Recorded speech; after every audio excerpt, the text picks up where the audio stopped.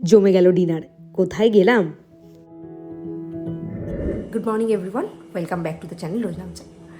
গতকাল রাত্রিবেলা আমি এতটাই কেয়ারফুলি অ্যালার্মটা দিয়েছিলাম, আমার আর কোনোভাবেই কোনো রকম মিস্টেক হয়নি। একদম ঠিকঠাক টাইমে অ্যালার্ম বেজেছে, আমি ঠিকমতো উঠেও গেছি। আজকে কিন্তু কোনোভাবেই দেরি করা যাবে। গতকাল রাকেশের এতটাই দেরি হয়ে গেছিলো অফিসে পৌঁছতে, মানে 11টার কিছুক্ষণ আগে ও গিয়ে পৌঁছেছে। খুব একটা বাজে ব্যাপার হয়েছে, তাই জন্য আজকে যাতে কোনোভাবেই সেরকমটা না হয়, একদম ঠিকঠাক টাইম মতো এগোচ্ছি। আমি ঠিকঠাক টাইম মতোই এগোই প্রত্যেক দিন, কিন্তু মোটামুটি কালকে একটু মিস্টেক হয়ে গেছিলো। এই রাকেশ আর ঝনক হাতে টাইম আছে ভেবে শুয়ে গড়াগড়ি খায়, ধীরে ধীরে কাজ করে, ওই জন্য দেরি হয়ে যায়। আর এখন মেন কারণ হলো রান্নার দিদি। কালকে যখন 8:10 এলো, আজকে আমি বলেই দিয়েছিলাম যে 7টার মধ্যে কিন্তু তুমি ঢুকো। 7টা থেকে ম্যাক্সিমাম 7:05-10, 7:20 বাজে, এখনও পর্যন্ত পাত্তা নেই। যখনই আমি বলেছি পাত্তা নেই, তখনই দরজা খুলে হঠাৎ করে এসে ঢুকেছে। আমি তো ভূত দেখার মতো দেখেছি। আসলে গীতাদির মতো না, ওনার অতটা কাজের স্পিড নেই, ওই জন্য একটু তাড়াতাড়ি আসতে বলি। গতকাল গীতাদি খাটের ওপরে জামাকাপড়গুলো একেবারে ভাঁজ করে পাট করে রেখে গেছে। আমারই সময় হয়নি কালকে আর রাত্রিবেলা ওই কড়াইশুটির চক্করে। এখন তাড়াতাড়ি করে এগুলোকে গুছিয়ে নিই। সেই দিনকে মা যখন এলো তখন তো শাড়ি পরে এলো আমাদের বাড়ির অনুষ্ঠানের দিন, আর তারপরের দিন যখন গেল মন্দিরে তখন তো কুর্তি পরেই গেছিলো, নাহলে বাচ্চা সামলাতে অসুবিধা হয়ে যায়। এই জন্য শাড়িটা আমার বাড়িতেই রেখে গেছিলো। এখন ব্যাগে ভরে নিচ্ছি, এটা যাওয়ার সময় নিয়ে যাব। আর সেই সাথে আমার স্কুলের যে ড্রেসটা আছে ওইটাকেও কাচতে দিতে হবে, তাই এগুলো একসাথে ভরে রাখলাম, আজ বাড়ি যাওয়ার সময় নিয়ে চলে যাব।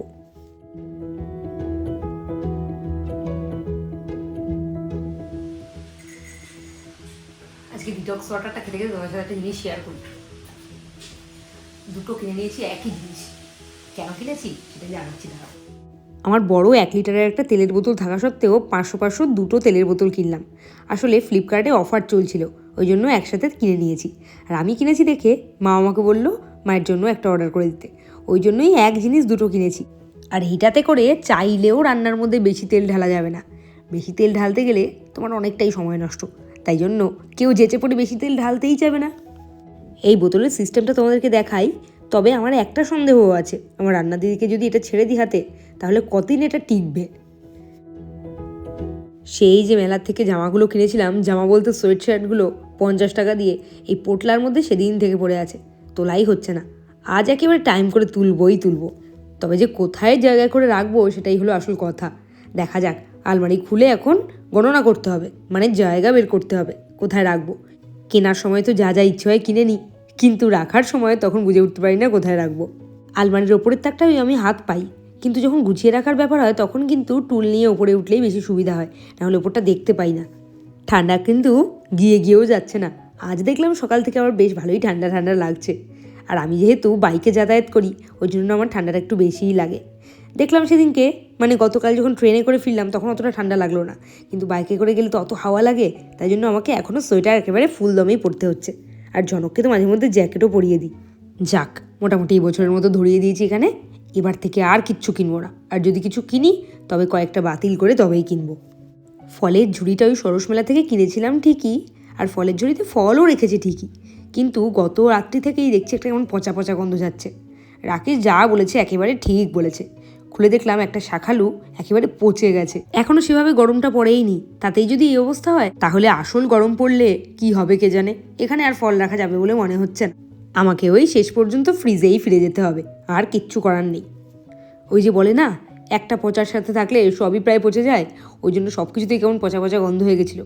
তাই ভাবলাম আর ওই সব রিস্ক নিয়ে দরকার নেই, যা আছে সব ভেতরেই ঢুকিয়ে দিই। এই ঝনক, এই ঝনক,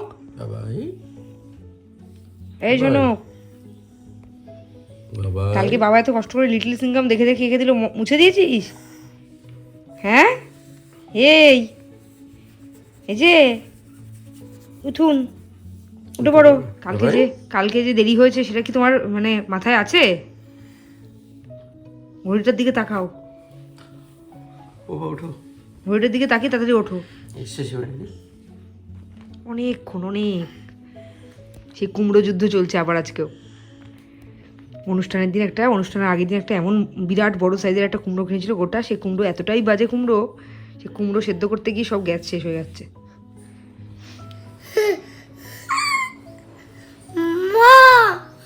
কি হয়েছে? বাবা অ্যাটাক করছে? হ্যাঁ, অ্যাটাক করছে? তুইও অ্যাটাক করে দে একটু। উঠে অ্যাটাক করে দে, ওঠ, তাড়াতাড়ি উঠে অ্যাটাক কর, ওঠ। ঝনক যখন একদম ছোট ছিল তখন ভাবতাম যে আর একটু ঘুমোলে ভালো হয়, আমরা একটু শুতে পারবো। আর এখন মনে হয় যে কখন উঠবে। তখন কি জ্বালাতো জানো, ভোর 5:30 6টা এরকম সময় উঠে বসে থাকতো। আর এখন দেখো 8:30 বাজে, ডাকছি তাতে ওঠার নাম নেই। তুলে নিয়েছে, কিডন্যাপ করে তুলে নিয়েছে।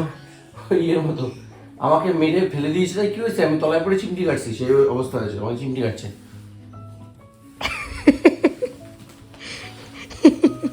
অ্যাটাক করছে, ও তো অ্যাটাক করার ক্ষমতা নেই, ওই অ্যাটাকটাই করছে।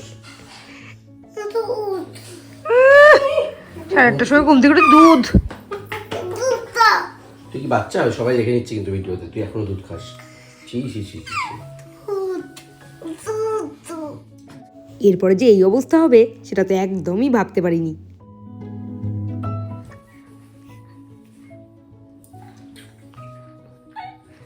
কেটে দিয়েছে দেখো, আরে দুধের শোকে, খাবো আমি দুধটা। দুধের শোকে কেটে দিয়েছে। বমি হয়ে যাবে, ওঠো ওঠো ওঠো। এই মা,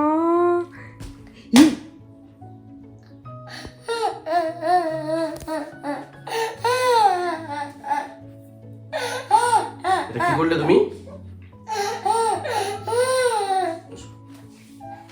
আমি তো তোমার সাথে মজা করছিলাম। ঘুম ভাঙার সাথে সাথেই দুধ চেয়েছিল। প্রথমে তো দুধ দেওয়াই হচ্ছিল না, তারপরে যখন দেওয়া হলো তখন আবার রাকেশ মজা করেছে দুধের বোতলটা নিয়ে, ওই জন্য একেবারে খেয়ে পেয়ে ফায়ার হয়ে গেল। তারপরে কেঁদে কেটে একটু বমিও করে দিল। কি কাণ্ড ভাবো। খাবে না, আচ্ছা, আর মজা করবো। অভিমান হয়েছে, দুধ খাওয়াবে। আচ্ছা, আর মজা করবো। কাঁদে বাবা, কাঁদে বমি হয়ে যাবে। শেষমেশ যত অভিমান আছে সব ছেড়ে ছুড়ে উনি তো দুধটা খেলেন। আর এই পাশে রান্নাঘরে এসে দেখছি আমার সেই বড় কড়াইটা, যেটাতে ভেবেছিলাম মাংস রান্না করবো, সেইটা রান্নার দিদি লাউ শাক রান্না করেই বউনি করে দিল। এখন তরকারিটা মজে গেছে বলে অনেকটা কমে গেছে, কিন্তু যখন শাক সমস্ত সবজি দেওয়া হয়েছিল তখন কিন্তু একেবারে উপচে পড়ছিল। সারাদিনের মধ্যে এইটাই হলো আমার বাড়ির সব থেকে চরম ব্যস্ততাময় সময়। এই সময়টাতে কেউই শুয়ে বসে থাকতে পারে না। দেখো না, আমার হেল্পিং হ্যান্ডরা তখন একেবারে ব্যস্ত, আর তার সাথে সাথে আমরাও।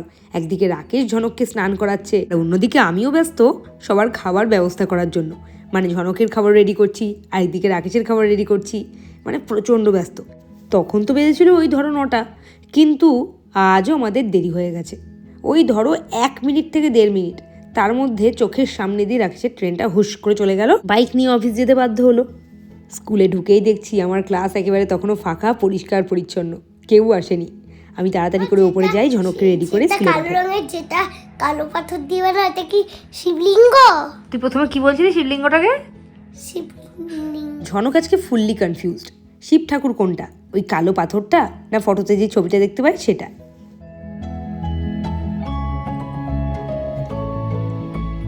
অনিশা বোতল ফাটিয়ে দিয়েছে, অনিশা অনিশা অনিশা বোতল ফাটিয়ে দিয়েছে, অনিশা। ফাটলো এরকম করে?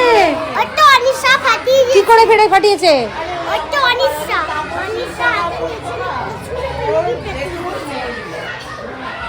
এক একদিন তো এক একটা কুকীর্তি করে করে আসো। এটা আমি করিনি, এটা অনিশা করেছে, অনিশা। এই ছেলেটা আদরে আদরে একেবারে মাদর তৈরি হচ্ছে।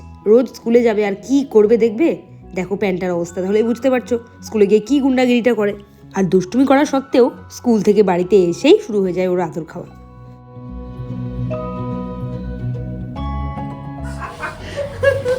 আমি বেশ করব, এইরকমই করে আনবো। আমি বেশ করব, এরকমই করে আনবো। আমিই তো করব। আমিই তো করব। তাহলে কে করবে? তাহলে কি করবে? Very good. দেখো কাণ্ড, আমি বকেছি বলে কি সব শেখাচ্ছে।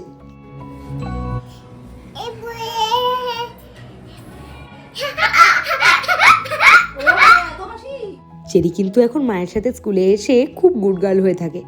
কোনো কান্নাকাটি নেই, সবার সাথে গল্প করে, খেলে, সবার কোলে যায়, কোনো রকম অসুবিধা নেই। আর দেখো এখন ঝনকের সাথে কেমন খেলছে। মা, আমি ঘরে নেই। বাহ, গলাটা কাট তাহলে। দিদার।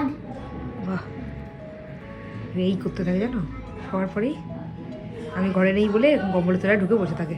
ঝনক দিয়া কোথায় গেছে? দিদা ডাক্তার দেখাতে। আজ যেহেতু শুক্রবার, পরপর 2 দিন ছুটি আছে, ওই জন্য মা একটু মামা বাড়ি গেছে। আর ঝনককে তো বলা যাবে না, তাহলে ও বায়না করবে, তাই জন্য ওকে বলে গেছে ডাক্তারবাবুর কাছে গেছে। সন্ধেবেলা যখন ঝনককে পড়তে নিয়ে যাচ্ছি, গেট খুলতেই দেখি ছোট পিসি দাঁড়িয়ে আছে। আর মা যে থাকবে না সেটা তো জানতো না, ওই জন্য দেখা করতে এসেছিল। কিন্তু যা কি হলো। দিদা কোথায় গেল? তোমার দিদা কোথায় গেল? ওর তো ডাক্তার ছিল না, ডাক্তার দেখাতে গেছে? হ্যাঁ, তারপরে আমার বাড়ি যাবে বম্মা। তাই? মা যখন বেরোচ্ছিল তখন মুখ ফসকে একবার বেরিয়ে গেছে মা যে মামা বাড়ি যাচ্ছে। ব্যাস তারপর থেকে সে কি চিৎকার, ও এখন যাবে, ওকে নিয়ে যেতেই হবে। তারপরে অনেক কষ্টে ডাক্তারের দোহাই দিয়ে ছাড়া পেয়েছে।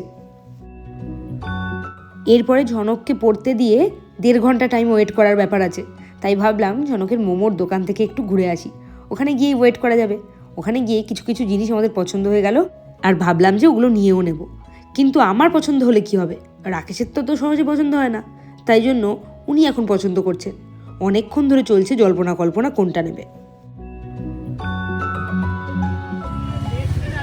দোকানে আসলে মনে হয় কি ঝনকের জন্য একটা নিয়ে যাই, কিন্তু যখন ভাবি যে ওর বাড়িতে খেলনার পরিমাণটা কি আছে, তোমার কি এই কুমিরটা কুমির?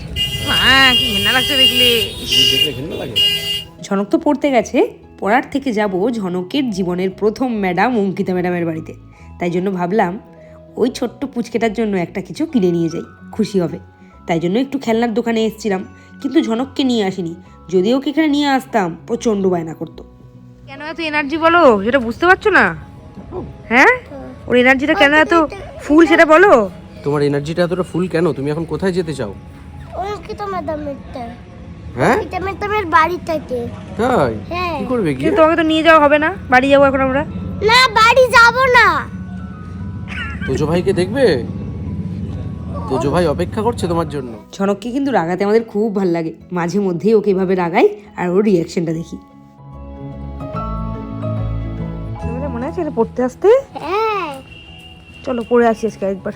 না, নাইলে তো দিদা আস্তে, আস্তে, আস্তে। পড়েছি। আস্তে আস্তে যাও, আস্তে আমি আস্তে। তো বড় হয়ে গেছি বলে, আমি ছোট ছিলাম তখন আমি অঙ্কিতা ম্যাডামের কাছে আর পাপিয়া ম্যাডামের কাছে যেতাম। আর এখন বড় হয়ে গিয়ে কার কাছে পড়ো? ওই তো দিদা। ঝনক ছোটবেলাটায় এই বাড়িতে এসে এতটাই একেবারে সবার সাথে মিলেমিশে গেছিল, এই বাড়িটা যেন ওর একেবারে নিজের বাড়ি হয়ে গেছে। তাই অঙ্কিতা ম্যাডামের বাড়ি বলতেই ও অজ্ঞান। দেখো কেমন আগে আগে যাচ্ছে।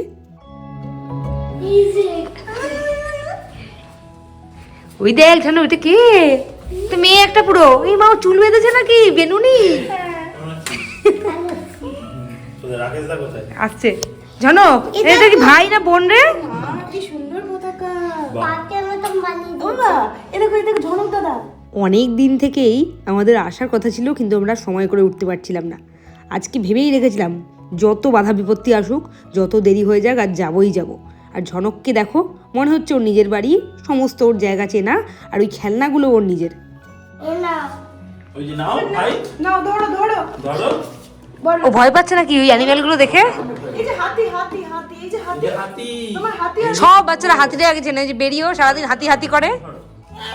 এই পছন্দ হয়নি, যা যা যা। নাও নাও, ঝনকদাদা দিচ্ছে। এই তো। আসলে ওই খেলনাটা যে ওর জন্যই আনা হয়েছে সেটাও বুঝে উঠতে পারেনি, ওই জন্যই প্রথমে চলে যাচ্ছিল উল্টো মুখ হয়ে। আমরা বসে বসে গল্প করছিলাম, আর এরপরে শুরু হলো এই দুটোর এক নাগারে খেলা। অঙ্কিতাদি কিন্তু আমাদের স্কুলে অনেক বছর টিচার ছিল, এমনকি বিয়ের পরেও ছাড়েনি, বিয়ের পরেও ছিল।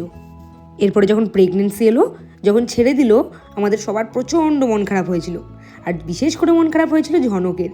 কিন্তু ঝনকের মন খারাপ আমরা দেখতে পারিনি। ঝনককে রোজ দিন পড়তে পাঠাতাম এই বাড়িতেই। তারপরে যখন সংকল্পবাবু হলেন, তখন তো আর পড়তে পাঠানো কোনোভাবেই সম্ভব হলো না। তখন বাধ্য হয়ে ছাড়তে বাধ্য হলাম অঙ্কিতাদিকে। কিন্তু এখনো পর্যন্ত কয়েকদিন অন্তর অন্তর এখানে আমরা কিন্তু আসি, দেখা করে যাই। এইবার এই পাকাটার কাণ্ড দেখো। একটু সেলফি তোলো। তোলো তোলো তোলো স্যার। একটু হ্যালো করো, হ্যালো করো। এখনকার বাচ্চারা কি অ্যাডভান্স দেখেছো, সেলফি তুলছে নাকি এই বয়সে। ওর কিন্তু এখন মাত্র 14 মাস বয়স। এবার তোমাদেরকে একটা মজাদার ঘটনা দেখাই।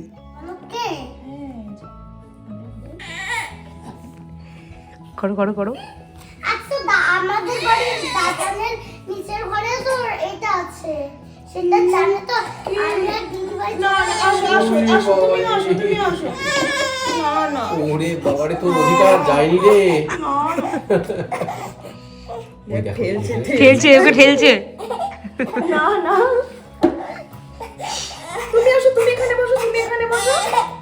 না ও একা চাই। রাগ করে চলে যাচ্ছে আবার। কি বাবা চোখ থেকে জল পড়ে গেছে। বাবা বাবা আসো, ভাই কষ্ট পাচ্ছে, নামো। এইবারে মাথার মধ্যে একটা বালতি পরে সারা ঘর ময় দৌড়ে বেড়াচ্ছে। দুজন মিলে আজকে আমাদেরকে করে নাচিয়েছে। এর আগে অঙ্কিতাদির বাড়িতে নিমন্ত্রণ খেতে এসেছিলাম কার্তিক পুজোর। তখন হয়েছিল ফ্রাইড রাইস। সেই খেতে বসে ঝনকের চিৎকার লুচি খাবো বলে। তুই বলেছিলি না লুচি? তুমি ওর জন্য আলাদা করে প্লেট নিয়ে এসছো? কি বাবা তুমি এগুলো কি করেছো? আমরা রাত্রে এটা ঝনক। কিংবা ও 3টে লোক। এইবারে ভালোবাসার লেভেলটা বুঝতে পারছো তো? সেদিনকে এবারে কার্তিক পুজোর দিন একবার বলেছিল চিৎকার করে লুচি খাবো বলে। সেইটা মাথায় রেখে সে কবে থেকে আমাদেরকে বলে যাচ্ছে একদিন ঝনককে নিয়ে আসিস। আমাদের সময় হচ্ছিল না। আজ একবার বলেছিলাম সকালবেলা, তার মধ্যেই এত কিছু অ্যারেঞ্জমেন্ট করেছে এইটুকু বাচ্চা নিয়ে। ঝনকটা লুচি দেখে আর স্থির থাকতে পারেনি, হালকা করে একটা হাতে ছেঁকাও খেয়ে গেছে। লুচিগুলো যতটা নরম ছিল আলুর দমটা ততটা টেস্টি ছিল। খুব ভালো খেলাম, মানে শীতের রাতে গরম গরম লুচি ঝনককে দেওয়ার সাথে একবারে এক কামড়ে মুখে। বলো কেমন হয়েছে? অঙ্কিতা ম্যাডাম ভালো হয়েছে। একটু দেখিয়ে দাও। হ্যাঁ ঝনক সেদিনকে বলেছিল কার্তিক পুজোর দিন এসে লুচি খাবে, আর সেই লুচি কে খাচ্ছে দেখো বসে বসে। এত ভালো হয়েছে, মানে যেমন আলুর দমটা হয়েছে তেমন লুচির ময়াম থেকে শুরু করে গোটা লুচিগুলো এত নরম লুচি আমি কোনোদিনও খাইনি। সে যাই হোক, আজকে সন্ধ্যাটা কিন্তু বেশ কাটলো, গল্প করে খাওয়া দাওয়া করে আর তার সাথে সংকল্প বাবুর সাথে খেলা করে। দেখতেই পেলে ওখানে কি কি খাওয়া দাওয়া করে এলাম। রাত্রি 9টার সময় ওইসব খেয়ে নিশ্চয়ই আর ডিনার করা সম্ভব না। রাত্রে তো রান্না করিয়ে রেখে গেছিলাম, সব বেড়ে যাবে। কালকে আমাকে রান্নাই করাতে হবে না, মানে সব রান্নাই প্রায় থেকে গেল। শুধু একটু মাছ আর ডাল ছাড়া কিচ্ছু করাতে হবে না। সবজি আছে, রুটির তরকারি, তারপরে আজকে লাউ শাক করেছিলাম সবজি দিয়ে, সব থেকে যাবে, সব একেবারে A to Z। কালকে রান্নার দিদি না এলেও হতো, কিন্তু রাকেশের যেহেতু অফিস আছে তাই জন্য আসতে বলবো, তাড়াহুড়ো একটু করতে হবে। যদি রাকেশের অফিস না থাকতো আমি কালকে ছুটিয়ে দিয়ে দিতাম। ঝনককে এখন খাইয়ে দেবো। ঝনক তো লুচি খাবো করে মানে এত লাফালাফি করেছিল কার্তিক পুজোর দিন যে ওর জন্যই মেনলি নিমন্ত্রণ পাওয়া। এবার ও তো গিয়ে খেলো লুচি, হাফও খায়নি হয়তো। ও তো খিদে পেয়ে যাওয়ার কথা, ওকে এখন খাওয়াবো। খাইয়ে দাইয়ে তারপরে দেখা যাক কতটা কি বাড়ে, এবার ফ্রিজে তুলতে হবে। রাত্রিবেলা আমি এখানে এডিট করতে বসবো, আর এই ছেলেটা প্রত্যেক দিন এখানে এসে এইসব করবে। কি করতে এসেছিস? কালকে তো লিটল সিঙ্গাম দেখাতে এসেছিলি, আজকে আমি আর তোমার সঙ্গে দেখা। আমার সাথে দেখা করতে এসেছো? হ্যাঁ রাকেশ ওখান থেকে এসেই বসে পড়েছিল রেকর্ডিংয়ে, আর আমি যাবতীয় কাজ করেছি। ঝনককে খাওয়ানো, আমার শ্বশুরমশাইকে খেতে দেওয়া, একটু চা করে দেওয়া, সকালে সব কিছু গোছগাছ করে রাখা। আর এইবারে আমি বসেছি এডিটিং করতে। এবার রাকেশ ঝনককে সামলাবে, মানে বাকি যেসব কাজগুলো রাত্রিবেলা করে ঝনকের, সেগুলো করবে। হ্যাঁ হ্যাঁ জানি ওগুলো আর পাইলো না। এটা কি আমি ছোটবেলায়, ওটা কি সরস্বতী পুজোর ছোটবেলায় ছিলাম? সরস্বতী পুজোর ছোটবেলায় তখন ঝনকের বয়স ছিল 4 মাস। দেখো মুখটা শুধু দেখো, চোখগুলো পুরো ভাঁজ হয়ে গেছে গালের ভাড়ে। আর আর এটা এটা বাবা একটা মা, আমি কেমন মোটা ছিলাম দেখো, গালগুলো পুরো ফোলা। তবে রাকেশ তখন রোগা ছিল। আমার বাবা রোগা ছিল। আর ওই দেখো পেছনে ঠাকুর। হ্যাঁ, আর ওই পেছনে মুকুটটা কার? সরস্বতী ঠাকুরের। যাও শুয়ে পড়ো তাড়াতাড়ি করে, গিয়ে যাও বাবার সাথে। না আমি না এখানে ছিল হবে না, এই ওকে নিয়ে যাও। কোথায় তুমি? যে দাদাকে গিয়ে গুড নাইট বলে আসো। আর এখানে সবাই তো যখন সরস্বতী পুজোর এই ঘরটা কি তখন ঘুরঘুরতি ছিল। হ্যাঁ, তুমি আমার দিকে তাকাও, তাকিয়ে সবাইকে একটু গুড নাইট বলে দাও। আজকে ও তো গুড নাইট কাকে বললো, দেখাবে তা তারপর